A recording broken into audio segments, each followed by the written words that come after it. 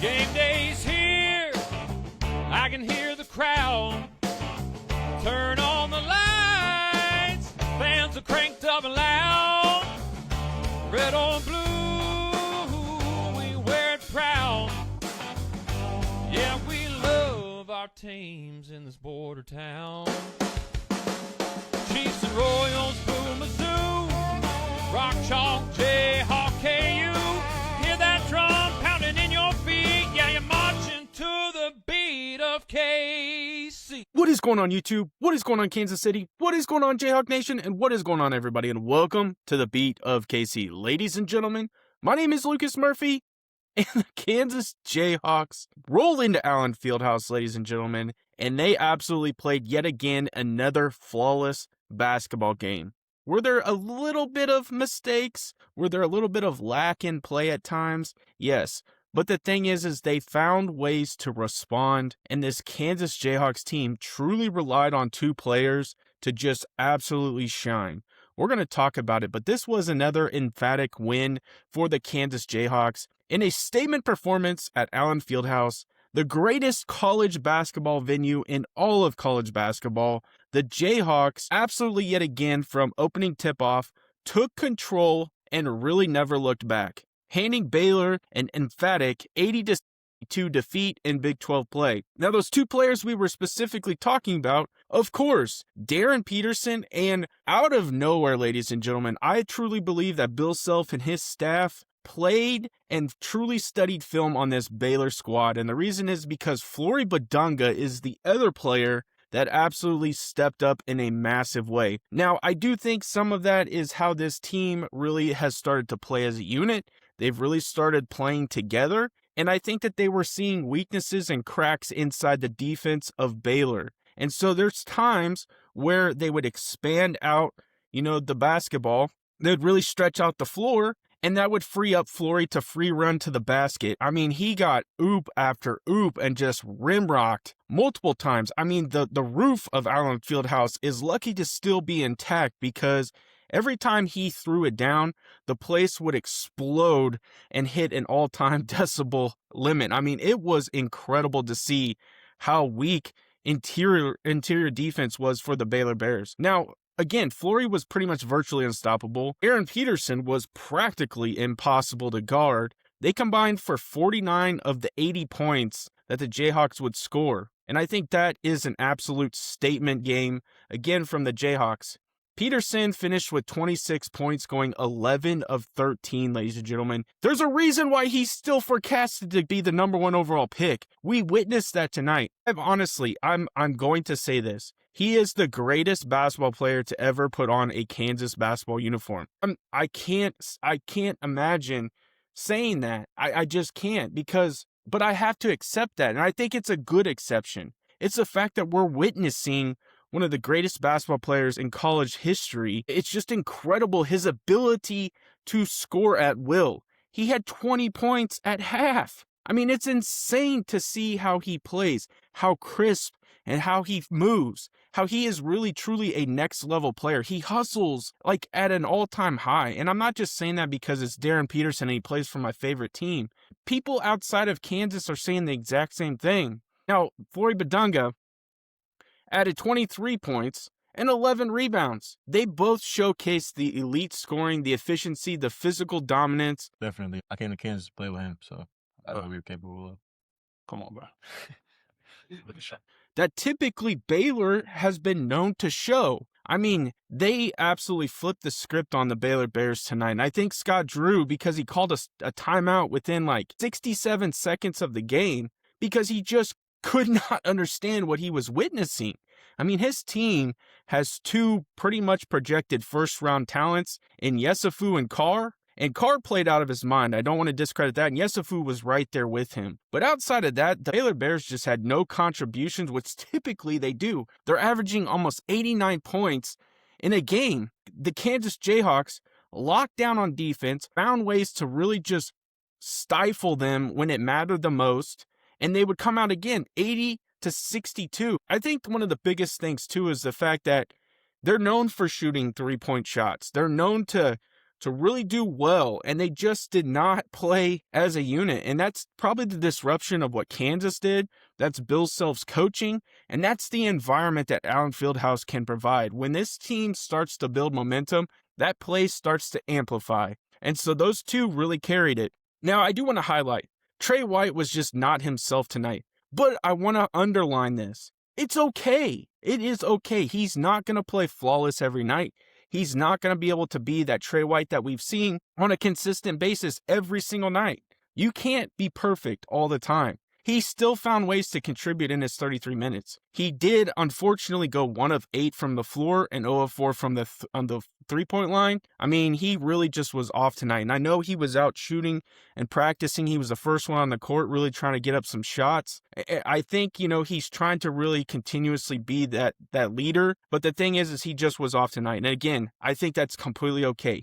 He did add 6 rebounds and 3 assists. Those 3 assists were just monster slams from Flory Bidunga. This is only the second time this season he has not scored in double digits. I'm going to repeat that because Trey White has been that good, ladies and gentlemen. This is only the second time this season he's not scored in double digits. And I do believe the last time he scored in single digits was against UConn. So he's played really well against some very talented basketball programs. Melvin Council Jr. also did not play up to his standard, which again, I think is completely fine. It's okay to have an off game. In his 33 minutes, he shot 3 of 11 from the floor and was 0 of 3 from the three-point line. He did score 6 points. He added 3 rebounds and 5 assists. Ladies and gentlemen, that's going to happen at times. But to have them get picked up by Flory and also Darryn, that's the reason why they played extremely well. There wasn't a ton of contributions from the bench. I do know Marco Jackson hit a pretty key 3. He hustled a lot. Jamari McDowell played for what he did. He played pretty well. Outside of that, Jaden Dawson even came off the bench, hit a 3. But outside of that, ladies and gentlemen, Bill Self stuck to his game plan, really rotated through about 8, I believe 9 guys. Last game against Iowa State, he stuck to 7. So he's really kind of starting to find a solid rotation with specific guys coming off the bench and contributing when they need to. In a market that never sleeps, one name rises above the rest. Lisa Miller from Dan Lynch Real Estate. Trusted by hundreds and recognized across the Midwest. She delivers results when it matters the most. With over 13 years of experience and licenses in both Kansas and Missouri, Lisa isn't just selling houses. She's helping you find a place to call home. Whether you are a first-time home buyer, looking to upsize, or selling your current home, Lisa makes the process smooth and stress-free. As a local expert passionate about building lasting relationships, she ensures her clients feel confident and satisfied every step of the way. Don't wait, your perfect home is just a call away. Contact Lisa today at 913-579-3246 or 913-369-3000 or visit lisamillersaleskc.com. Let Lisa Miller at Lynch Real Estate help you start your next exciting chapter. And let her know the beat of KC, Lucas Murphy, sent you her way.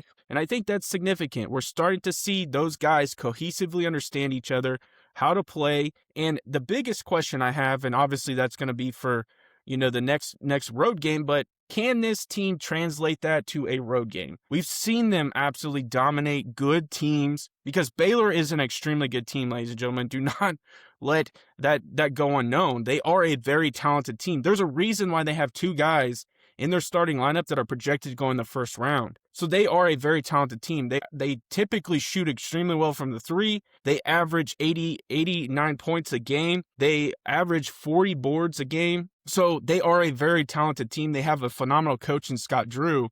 It's just the fact that this Kansas team finds ways to really step up their play when they're playing in Allen Fieldhouse. And the biggest question I have is, can they do that on the road? Now for Baylor, a team that entered the game, again, averaging nearly 89 points per game. I believe that's second in the Big 12 and right there almost in the top 10 of all of college basketball. The offensive output just fell short of expectations for them tonight. And I think that credits really Bill Self again, and I think that credits this defense and the ability to really focus on hitting the rebounds and not allowing second chance points. They did not have a ton of second chance points tonight. The Bears were held to just 62 points, shooting 36% from the field and 38% from the 3, and Kansas defense really disrupted their rhythm. There was a time where Baylor kind of made a run And they even took the lead. Kansas at one point was up 15 points. Baylor came all the way back and was up by 1, I believe, maybe 2. But Kansas found a way to respond. And that's the biggest thing is Kansas has kind of been known lately to go on these cold streaks that happens throughout the game. It's typically when Bill's rotating out Darryn Peterson, and you have guys like Elmarco Jackson, Jamari McDowell, and really Trey White's kind of your leader on the floor. There's times where you see Trey White's really the only starter, or Bryson Tiller's out there, or maybe it's Trey and Flory, but everybody else is coming off the bench. And I think that's typically where we go on those cold runs. And that's where teams like Baylor really capitalize. We saw it with Iowa State. They tried to make a charge, but then you get a fresh starting rotation back in there, and this team just starts to extend it out and take that lead back. And really that's what happened tonight is that second half, they started to come back. And, we went into halftime with a lead, and I think it was 43-37, I believe. But Kansas really found a way to just take off, and they started really forcing turnovers. They started playing lockdown defense. They really started crashing the boards and getting rebounds. Flory Bidunga himself got 11 rebounds. So I really think that speaks to where this Kansas team is at, specifically at home. And I think one of the most telling stats of the night, both teams finished tied in rebounds. And that's really an area where Kansas needed to improve. They needed their bigs to step up. Typically, like I said, Baylor is averaging 40 rebounds per game. So for the fact that both teams, I believe, tied with 37 rebounds, that shows that Kansas decided to step up. That's a big win for Kansas, especially since they're going to be facing some very talented programs here coming up in February. We got to play Arizona twice. We have to play Houston. There's a decent amount of teams that we have yet to even play in the Big 12, and that is coming down the stretch. They're very physical. So Kansas has shown that they can play that physical style of basketball. This was a true test for that physicality. Baylor loves to play physical. That's their style of basketball. They like to get out. They like to run fast. They like to shoot. They like to score. And Kansas just found ways to really eliminate that. And I think that's one of the most significant things from this game. Now, I think another thing is you really got to look at what Baylor was not able to do, and that's play their style of basketball. Kansas really just eliminated that aspect. Scott Drew kept going to his bench trying to figure out rotations. It just didn't work out for them tonight. So again, that has to translate on the road. Now, really how this game flow in key moments. Kansas jumped out fast, and they ended up leading again 43-37 at half. And that was just thanks to the efficiency of Darryn Peterson and Flory Bidunga. When you're talking about Darryn Peterson, ladies and gentlemen, he missed, 2 shots? 2 shots. That's incredible. He was truly going to be on pace. It felt like just how he was scoring efficiently in the first half, it felt like he was going to go for 40. That's just how the night felt. Now, obviously, he had to go to the bench a few times. I think he sat for 4 minutes in the first half. I have to look to see how long he actually sat in the second half because the lead was so long. They kind of gave him a little bit more of a break towards the end. But, ladies and gentlemen, he was on pace to really go off tonight, and he definitely went off. 26 points, that's incredible. Now, I think, too, the Jayhawks extended their advantage in the second half, outscoring Baylor 37-25.